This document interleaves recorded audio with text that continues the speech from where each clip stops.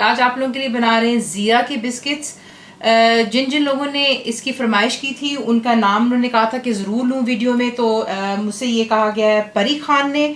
I hope परी खान आप देखेंगी वीडियो और आपको पसंद आए।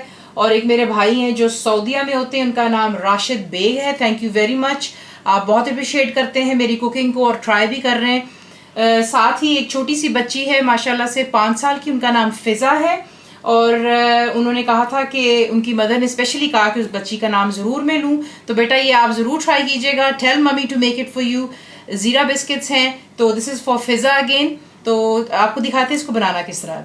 तो चीज़ें जो हैं यहाँ पर आपको चाहिए मैदा यानी कि प्लेन फ्लावर, आइसिंग शुगर यानी कि बिल्कुल जो पाउडर शुगर होती है, बटर आपको चाहिए यानी कि मक्खन, नमक चाहिए यानी कि सॉल्ट, ज़ीरा that's cumin seeds, baking powder का इस्तेमाल होगा, बीच में जाएगा इसमें अंडा, एग जाएगा। अवन को आप प्रीहीट कर लेंगे 180 सेंटीग्रेड 350 फ़ारेनहाइट गैस मार्क 4 पर।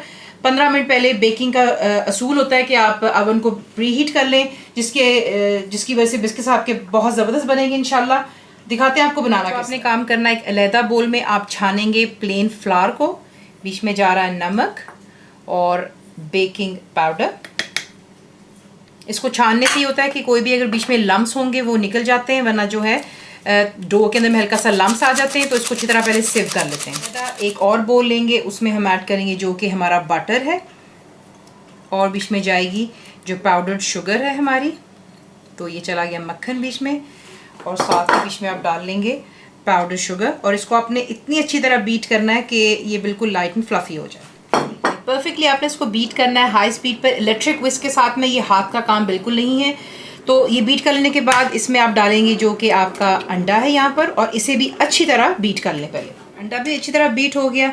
ये रहा हमारा ज़ीरा यानी कि क्यूमिन सीड, इसमें हम डाल देंगे जो कि हमारा मिक्स था यहाँ पर मैदे का, और इससे अच्छी तरह मिक्स कर लें। और मिक्स कर लेने के बाद आप इसको जो है इसमें ऐड करेंगे जो हमारा बटर शुगर और अंडे का मिक्स है, और इसको अच्छी तरह जो है आप बीट कर लें। देखिए बीट करते वक्त ये मत आप परेशान हो जाइएगा कि ये बहुत हार्ड हो रहा है, बिकॉज ये डो बन रहा है बिस्किट्स के लिए, इसलिए थोड़ा सा हार्ड हो जाएगा। जैसे आप देखेंगे इकट्ठा हो गया, आप वहीं पर जो है अपना इलेक्ट्रिक बीटर बंद कर देंगे। फिर मैं आपको दिखाऊंगी आपने नेक्स्ट क्या। जब आप उसको इलेक्ट्रिक विस्क के साथ में करेंगे तो आप देखेंगे कि ब्रेड की क्रम्स की शक्ल में आ जाता है। अब आपने क्या करना है, बकाया जो है आप अपने हाथों की मदद से, please make sure you wash your hands, all done mine. तो हाथ वॉश कर लिए हुए मैंने, और उसके बाद हाथ के साथ में आप इसको यूँ मिक्स करते हैं ताकि जितने भी ब्रेड क्रम्स की तरह अलहदा पीसेस है सारे के सारे आप पहले जो है इकट्ठा करके एक डो की शक्ल में इसको ले आएँ।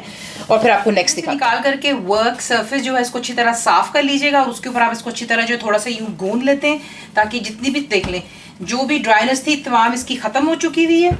और ये हो गया हमारा यहाँ पर डो तैयार। बिस्किट्स के लिए आपको चाहिए होगा एक बेकिंग ट्रे, उस पर आप लगाएंगे बटर पेपर लगा लें, पार्चमेंट पेपर जो आपके पास अवेलेबल है। इसको ग्रीस नहीं करेंगे, वजह ये क्योंकि जो हमारा डो है इसमें ऑलरेडी काफ़ी मक्खन वगैरह है, तो वो फिर सही नहीं रहेगा, ज़्यादा जो है गीला गीला हो जाएगा आपका बिस्किट। कुकी कटर आपको चाहिए होगा, बहुत से साइज मिल जाते हैं, प्लेन साइड्स भी होती हैं, एजेस वाला भी होता है, जो आपको पसंद है वो साइड इस्तेमाल कर सकते हैं। पैलेट नाइफ अगर आपके पास नहीं है तो आप बटर नाइफ भी इस्तेमाल कर सकते हैं। वो इसलिए चाहिएगा क्योंकि जब हम इन्हें काट लेंगे इनको उठाना ज़रा आसान हो जाता है। आपको एक रोलिंग पिन यानी बेलन की ज़रूरत होगी। सिंपली आप क्या करेंगे, यहाँ पर आपको मैं दिखाती हूँ नेक्स्ट आपने क्या करना। सरफेस है उस पर आप थोड़ा सा जो है यहाँ पर यूँ डालते हैं खुश्का, ताकि जो आपका डो है यहाँ पे चिपकता नहीं है। और ये कर लेने के बाद आप इसको यहाँ पर बेल लें। देखिए जब आप इसको रोल कर रहे होंगे आप काफ़ी दफ़ा देखेंगे कि इसमें क्रैक्स आने शुरू हो जाते हैं। ये देखिए जैसा मैं रोल कर रही हूँ, फिलहाल मेरा नहीं हो रहा, लेकिन अगर आपका होगा आप क्या करेंगे, परेशान नहीं होंगे। आप उस पर थोड़ा सा प्रेशर देंगे साइडों से, यूँ आप इसको इकट्ठा करते हैं और दोबारा हाथों के साथ भी आप इसको फैला सकते हैं। और अगर आपको ज़्यादा इशू हो रहा है आप इसे कवर करके फ्रिज में 10 मिनट के लिए भी रख सकते हैं, और उसके बाद आप इसको बेल कर जो है कुकी की साइज़ में इसको जो है शेप जो आपको पसंद है उसको काट सकते हैं। थिकनेस आपने इसकी रखनी है 1/4 इंच। अच्छी तरह इसको आपने जो है यूँ फ्लैट कर लेने के बाद इसकी हम कुकीज़ यहाँ पर यूँ काट रहे हैं।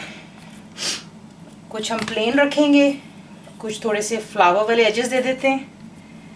ये देख लें, यूँ कर आपने जो आपकी बेकिंग ट्रे है उस पर आप इसको यूँ रखते चले जाएंगे। कटर की साइड पर, मेरा जो कटर है इसकी दोनों साइड पर शेप्स थी, इसलिए कुछ मैंने जो है राउंड कर ली है और कुछ मैंने फ्लावर शेप्स दे दी है।